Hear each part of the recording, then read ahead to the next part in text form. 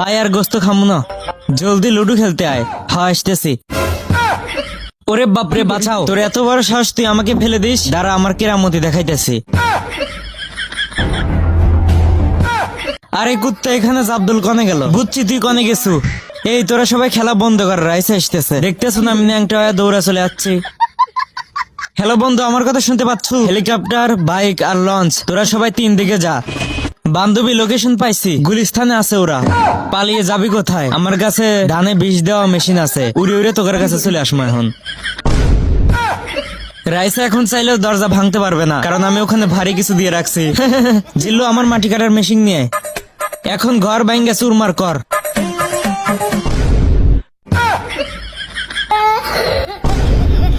ওরে বাপরে, দৌড় দে সবাই।